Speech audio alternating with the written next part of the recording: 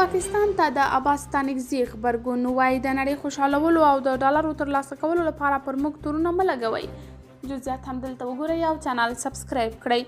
پاکستان هغه هیواد دی چې پوځ یې تل د غربي نړۍ او په ځانګړې توګه د امریکا د ډالرو ترلاسه کولو لپاره هر کار او هر وحشت کوي.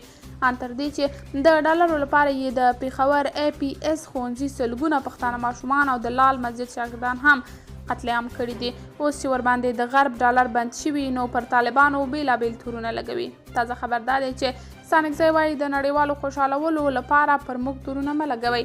د بهرنیو چارو وزارت سیاسي مرستیال وایي چې د نړیوالو قوتونو د خوشحاله کولو او د غرب د مرستو ترلاسه کولو لپاره په افغانستان تور لګول د حل لار نه ده او ګاونډي هیوادونه باید له دې کار څخه لاس واخلي، ځکه په دې سره د دواړو هیوادونو ترمنځ اړیکې ترینګل کیږي او دا د هیچا په ګټه نه ده.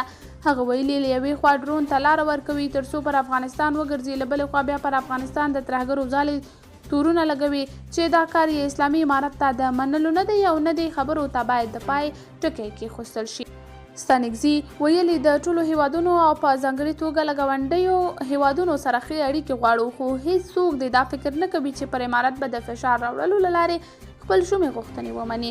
د هغه په خبره اوس پخواني وختونه نه دي چې د افغانستان حاکمان به د دوی فرمایشات ومني. نوموړي په کابل کې یوې غونډې ته دغه راز ویلي چې ګاونډي هیوادونه په ځانګړي ډول ایران او پاکستان د کډوالو له ځورولو لاس واخلي او په جدي توګه ورڅخه غواړو چې د نړیوالو اصولو او قانونو مطابق چلند یې ورسره وکړي. قدرمنو کتونکو، تاسو د دې موضوع په هکله څه نظر لرئ؟ کمنټ کې شریک، ویډیو لایک او چینل هم در سره سبسکرایب کړئ.